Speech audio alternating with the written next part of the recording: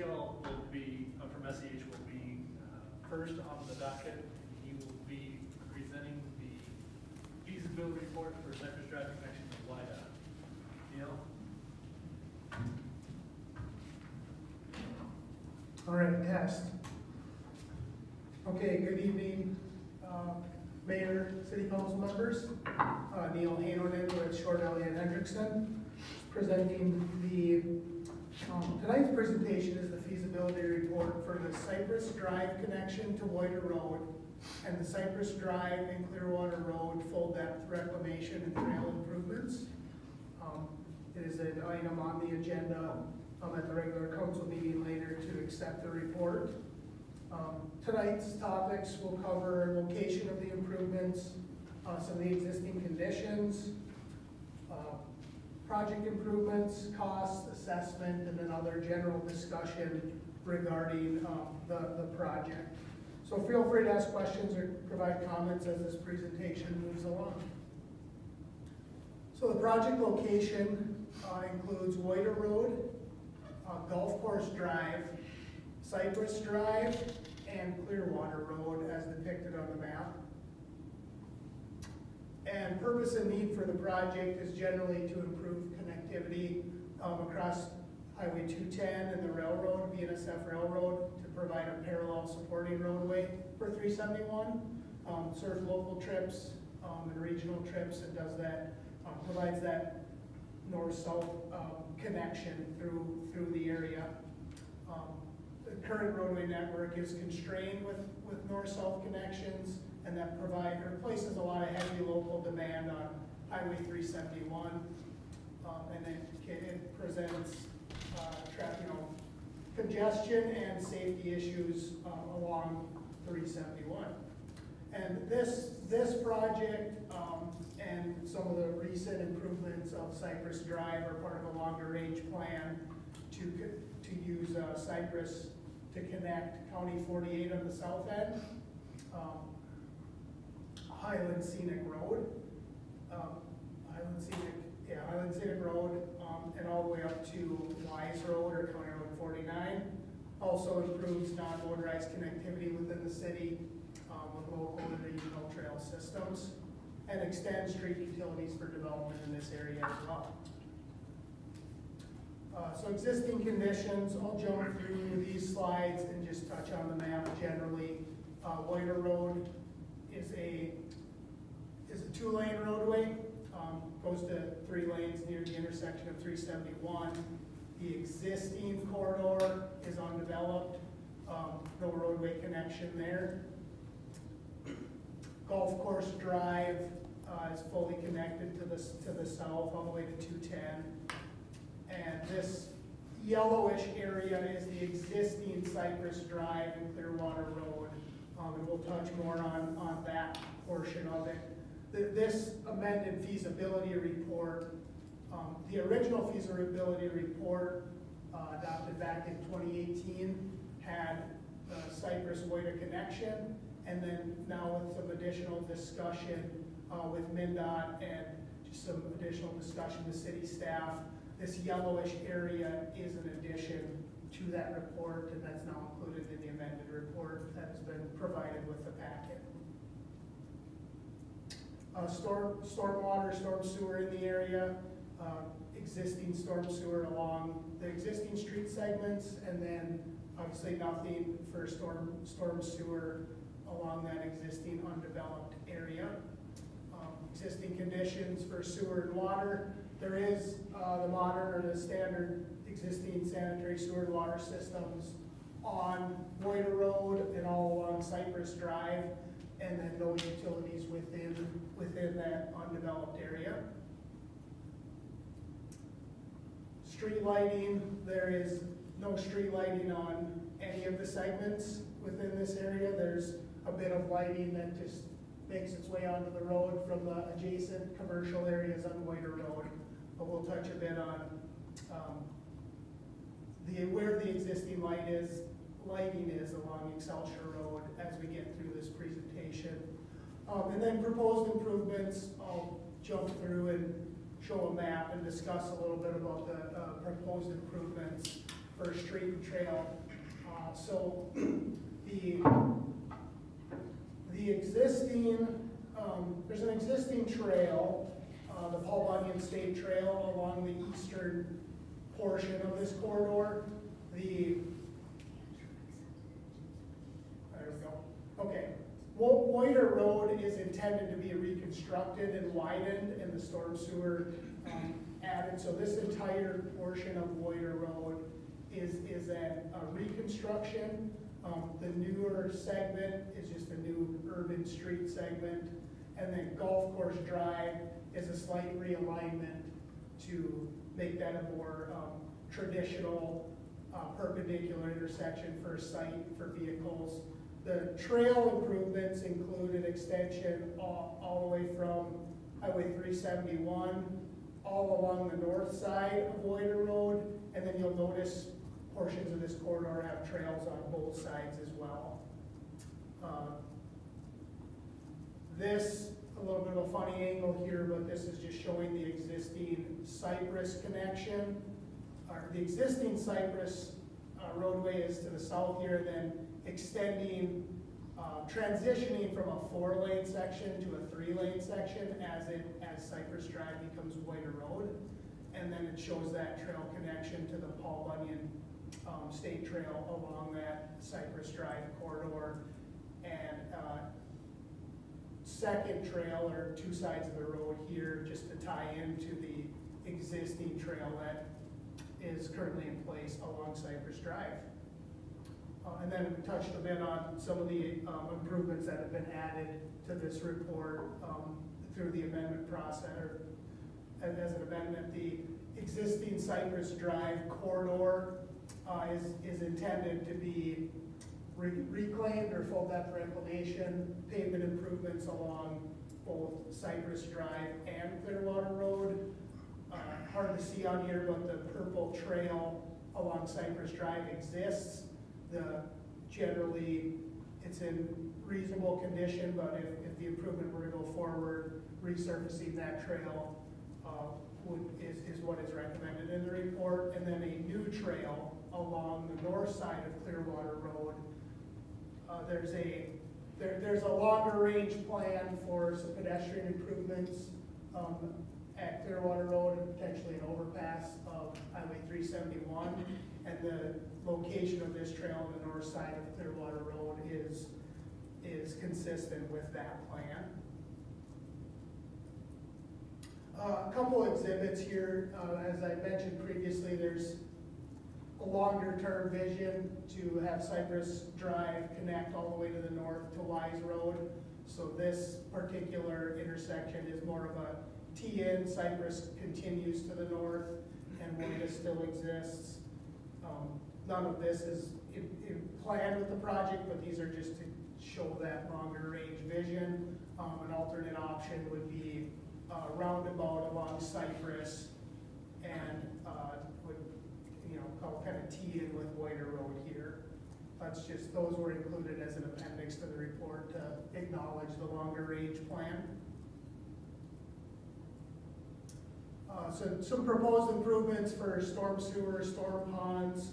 I'll jump through these slides and touch on primarily the pictures. So looking to redo the curb line and reconstruct Whiter Road. So a fair amount of storm sewer in this area. Some new storm sewer for the realignment of Golf Course Drive as well. And then the little blue dots on here, blue shaded areas, are potential or proposed pond areas. As we go to the south, much of the same here. Any of this new alignment would have a lot of new storm sewer, a few blue shaded pond areas to provide that water quality treatment. And generally, just saying on the FDR section, or the full depth reclamation rehabilitation section, it'd be just a replacement of a lot of the curb and castings along there, which would be considered storm sewer improvements, but relatively minor. Sanitary sewer and water main. The intent of this project would be to extend 8 and 10 inch gravity sewer to provide service for the future development areas. throughout the FDR areas, it's just generally rehabbing any of the castings that would be in the pavement. For water main, looking at extending and looping 10 or 12-inch water main, and then provide new service stubs to each property and existing hydrant and valve relocation or adjustments as needed on the FDR portion. So this map, there's not a lot of sewer and water improvements on Loiter Road specifically. There's a water main loop that would be installed or is recommended to be installed, and then there's a bit of sanitary sewer. Jump to the next map, a little bit of sanitary sewer that would provide future development opportunity. And one note to make, I didn't make it earlier in the presentation, but a lot of this area to the north is a wetland or a mix of wetlands, so there's a limited amount of developable area along the roadway, generally with the Paul Bunyan State Trail and that wetland to the north. Street lighting improvements, there's been quite a few, or several Cypress Drive projects and even an improvements along Excelsior Road, so there's been a lot of lighting improvements along the corridor. This project is intended to, carry that forward. Similarly, light the entire corridor, not just the intersections, as it's a commercial area. And then on Clearwater Road, there is not any lighting planned as part of this project, just Cypress and Woida. So these purple symbols are just a rough layout of proposed street lighting that, as I mentioned, lights the entire corridor, not just the intersection. Again, through the extension of Cypress here, and then all along the existing Cypress Drive, and there's currently street lights or lighting at this roundabout and just a little north on the north flag. So again, these purple symbols are just showing a rough layout of staggered lights. Jumping into costs a bit here, we have a breakdown here of the different categories and some of the different construction, engineering, admin, utility relocation, and land acquisition costs for each particular item. In the case of this chart, the street is both the new construction and the rehabilitation, the bike and pedestrian trails, some breakdown of costs in the back.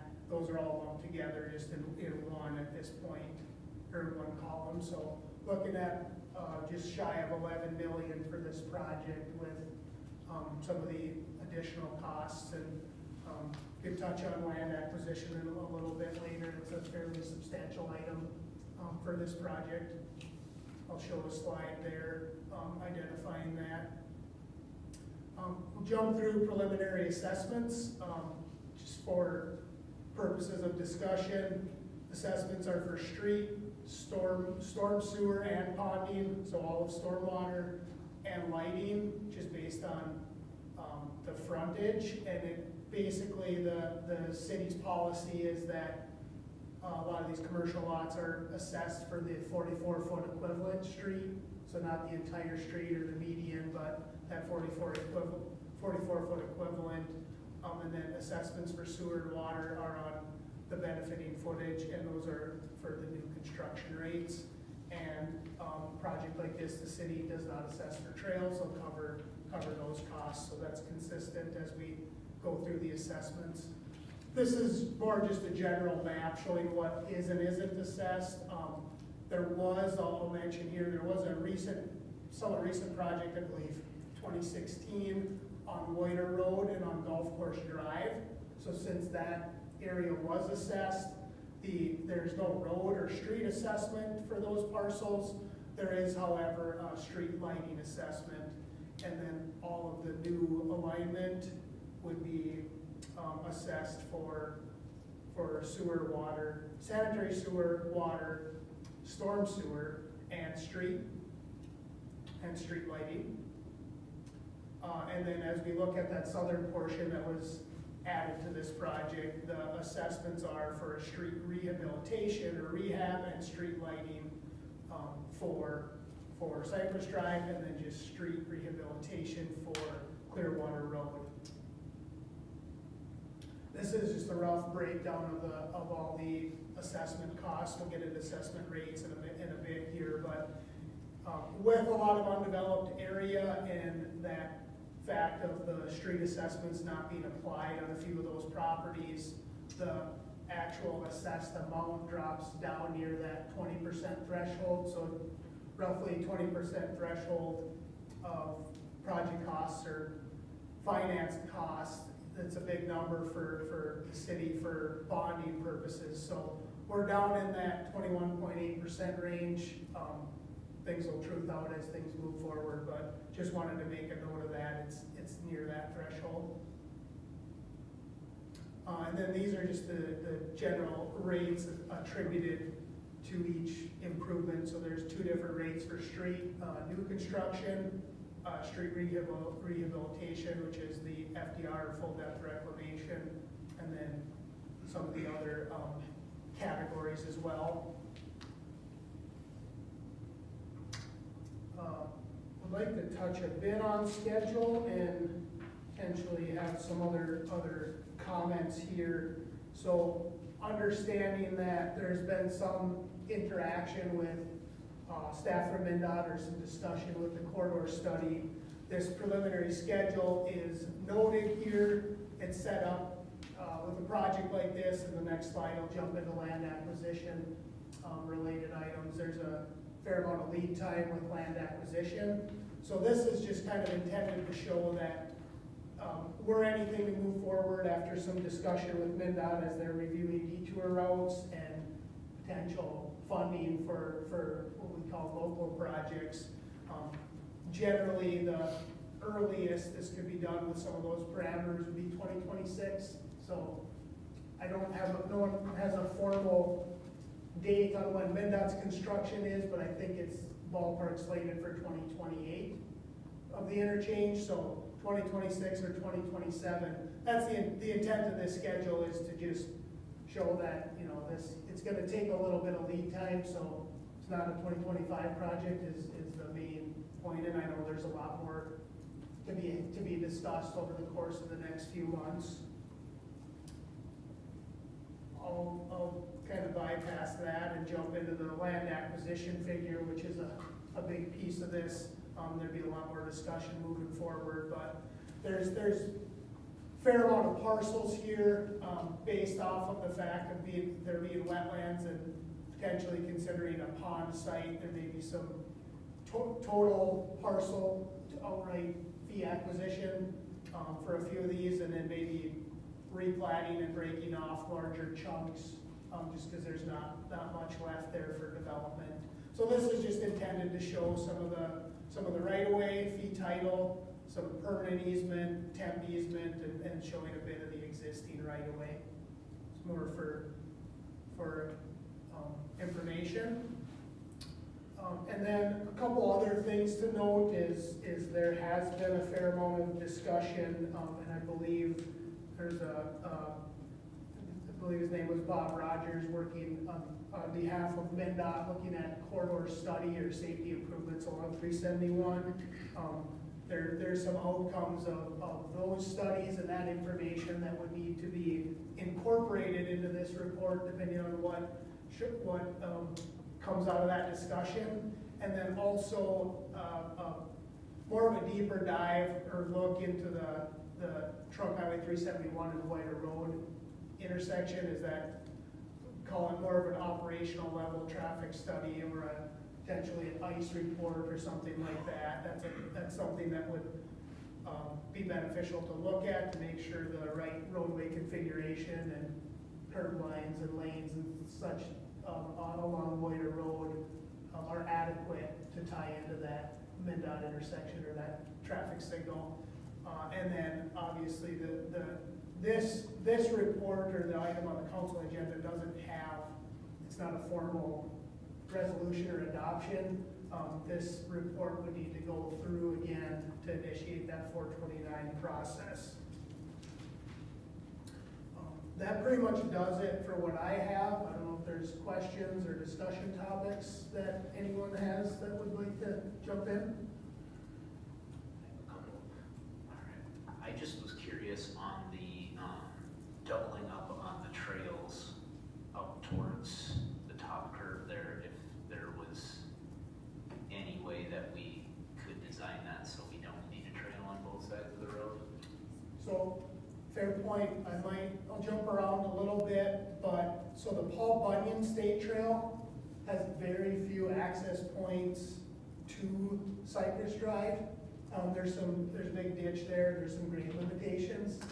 So the Paul Bunyan State Trail is semi-disconnected, for lack of a better term. And when Cypress was previously constructed, it was intentionally, a trail was intentionally dropped in on the west side. And ultimately, the few access points, I believe, are way down at the south end. I think this is Design Road. Is that the, Trevor? Yeah. Okay, Design Road, there's an access point there, and then there's another access point up at Clearwater Road. So there's maybe one other, hard to see on here, but I have a better picture somewhere, but there's a little bit of a median here. And the intent was there's not really a good spot to cross heads, so trying to find an intersection, and they didn't actually mention it in the presentation, but there's be an evaluation of some of those rapid RRFB, or those pedestrian flashing beacons, and that part of that is getting people to a reasonable spot to cross. Ideally, you cross at a signalized intersection, but that's not the case. So that's, I guess, the background on it was that trail network already exists, and this is kind of out of the way and doesn't provide many connections to the other side of the road. I don't know if that answers your question, but it's at least the reasoning behind it. Sure, I mean, yeah, I guess I would naturally tend to say it looks like it'd be a lot more cost effective to cross through that red median that we'd be putting in down there and avoiding having, whatever that is, an 1/8 mile of doubled up pavement, but. Yeah, does the state with the state trail, you said we have access points, are they predetermined, are they set, do they limit our use of that? Because that is a long stretch of trail that runs parallel to Paul Bunyan. So I'm wondering, I mean, that's, the trail's not there, right, I think you just kind of, on the left, the purple trail. That is currently exists. Oh, that one, okay. It currently But you exists. have, but you read, Sorry, we are showing based off pavement condition, based off if you do a project, we're showing mill that pavement out of there. That's right, And pave it entirely, not do anything with the gravel, but repave the trail. I misspoke, yes. That would be a new trail being put in there. Correct. it'd be new That's pavement, right, yeah, yes. I misspoke. This would be an entirely new constructed trail, obviously. Yes, okay.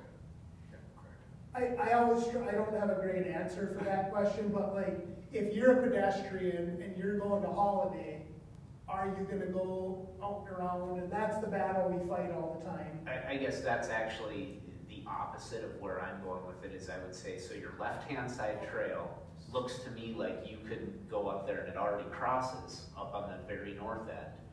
So then my question is what purpose does the north doubled up trail that runs parallel and connects to the Paul Bunyan?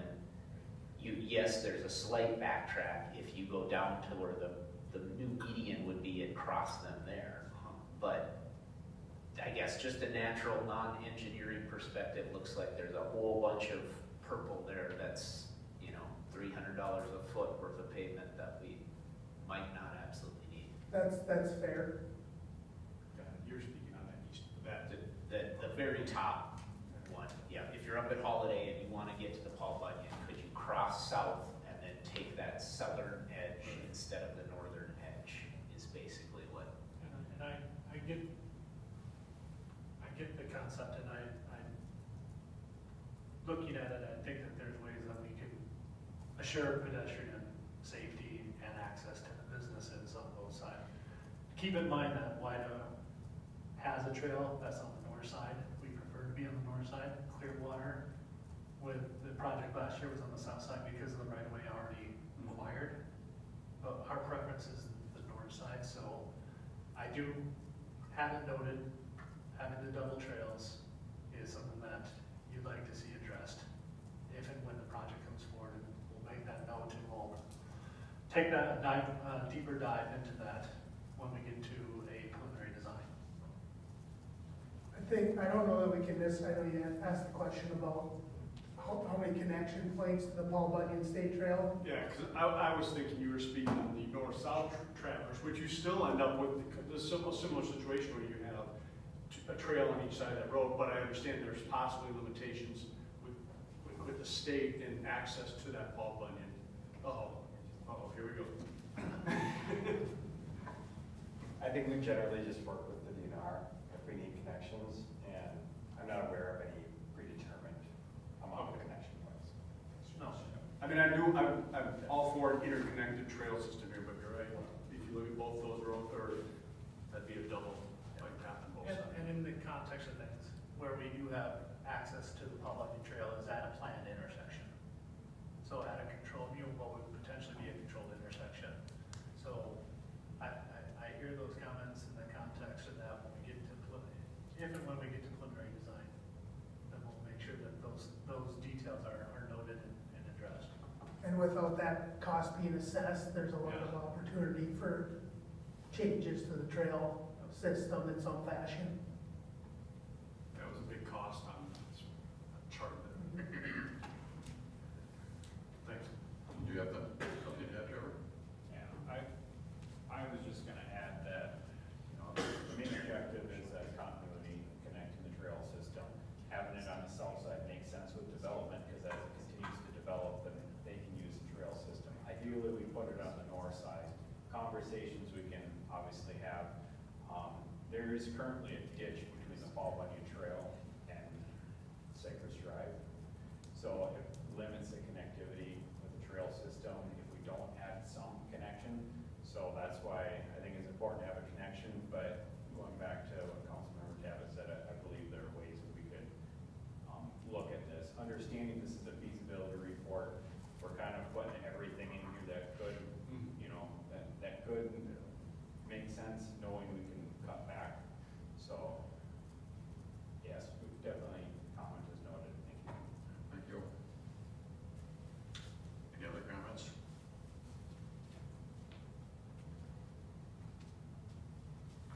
I'm gonna ask just because I don't remember off the top of my head the last time. I'm sure I've seen a project where we've assessed for street lighting.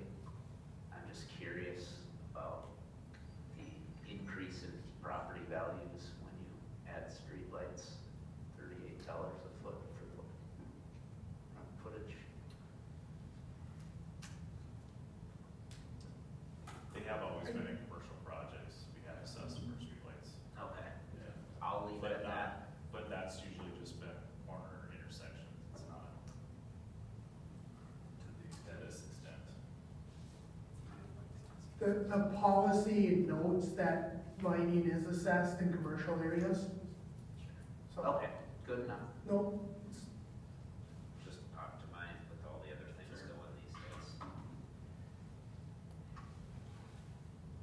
Okay. With that, Mayor, thank you for your input. The council also will move on to our traffic impact study.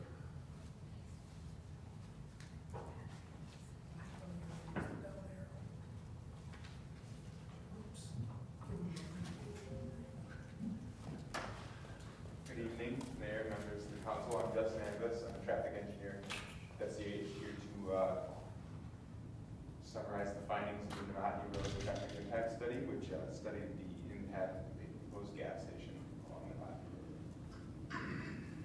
The study area is essentially Highway 371 and Edgewood Drive at Pine Beach Road, which is the South 77, Novotny Road, and then Boyd Road. The study the proposed gas station, which is that blue kind of rectangle there, here, which is across the street from the Baxter, which recently opened here in April. And the traffic impact analysis for that site was completed in 2022, and as part of that, Navani Road needed to be extended. And then it was extended as a 3-lane roadway with a center left turn lane, and then a 3-way stop at Navani Road and Edgewood Drive. So westbound traffic coming off 371 is not stopped, but everyone else does. There are planned future connections. It's kind of these black dotted lines. Lake Forest Road is north-south, Navani Road is the east-west. Those are not included as part of this study, but are planned in the future, and we'll cover that here in a little bit towards the end of my presentation. The proposed development is a gas station with 20 fuel pumps and a 10,000 square foot convenience store, and then it also has a car wash. It is estimated to have about 3,500 daily trips and about 270 during each peak hour. As part of this study, the developer provided their own trip generation. Typically, we use the ITE trip generation manual, but the developer did their own study looking at 86 different sites throughout the Midwest at similar sized gas stations and similarly sized towns. I guess for comparison, the ITE trip generation manual only had 10 sites of gas stations all around the country. So I would argue that their study is more accurate for what you're going to see in this area. Something to note with gas stations is that it really doesn't generate too many new primary trips. So not a lot of people leave their house, go to the gas station, and go right back home. Typically it's part of another trip. You're going to the store and you stop at the gas station on the way because you need gas, or you're going to work, so you stop at the gas station on your way to work or way home from work. So essentially, only about 20% of trips to and from the gas station are completely new trips to the area. 60% are pass-by trips, so that's about 2,100 a day out of that 3,500 where they're already on 371 or to a lesser extent Edgewood Drive, and they're just going to exit or turn off of 371, go to the gas station, get back on 371, continue northbound or southbound. Another 20% is diverted trips. That's kind of just depicted in the figure here. So you're at your office, going home, you make a slight detour to the gas station, but generally your trip is the same. That would be, in this case, trips on Pine Beach Road, Wyatt Road, or Foley Road. Would just slightly divert over to the gas station before continuing on to their ultimate destination. For intersection operations, we did analyze 5 scenarios. We had the 2023 existing conditions, and then 2025 and 2030 no-build conditions, and then the 2025 and 2030 build conditions. So the 2025 build conditions are the year of opening, and the 2030 build conditions are 5 years after opening, which is common with traffic impact studies, just to make sure that there aren't going to be any impacts in the next 5-ish years after the development. Under each scenario, we did include those trips from the lots in Navani that were that traffic impact study for 2022. Under all scenarios, each intersection approach operates acceptably at level of service D or better, especially on Edgewood Drive, things operating at level of service B or better, so there's minimal delay or queuing on that frontage road. There are some minor movements at the 371 signals that are level of service E or F, and that's primarily due to a long signal cycle on Highway 371, especially during PM peak hour. I believe it's about 150 seconds. So it's hard to get delays below 35, 40 seconds if you only get 30 seconds out of 150 for that on your street. At Trunk Highway 371 and Wada Road, there are some eastbound and westbound queues that are going to reach those frontage road intersections, and that likely causes some confusion and some increased delay at those intersections as the queue hits the intersection, and then you got 3 people stopped with those 3-way stops trying to figure out who can jump into line and who. I'm sure anyone who's driven there has probably experienced something like that, and then there's vehicles coming from the west that don't have to stop. And as development continues, those intersections will get harder.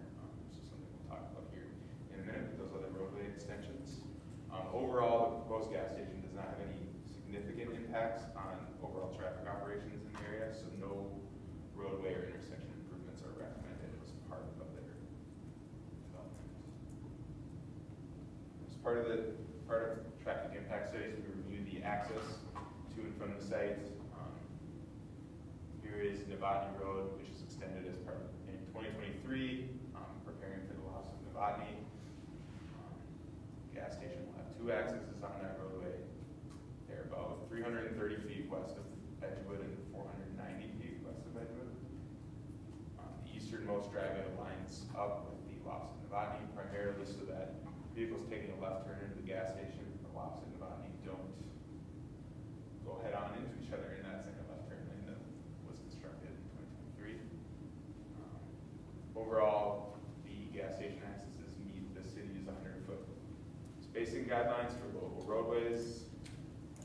This easternmost driveway is about 50 to 80 feet beyond the striped left turn lane for this Edgewood and Novotny intersection, so there would be some space for those westbound left turn lanes to use that center left turn lane, which is important to get them out of that through lane. And as I already mentioned, you wouldn't want to move this axis here any further west because then you would have left turns opposing each other that could go head on. So future development in this area, essentially development is going to continue expanding to the west in this area. And as I mentioned before, there's the planned Novotny Road extension and Lake Forest Road extension. And at a minimum, the connection between Novotny roads and this short section here and this Lake Forest Road connection should happen whenever the next development happens to the west. It'll provide at least a little bit of additional route choice between Lake Forest and Novotny, but as part of this study and future studies, we always look at, when do these need to occur.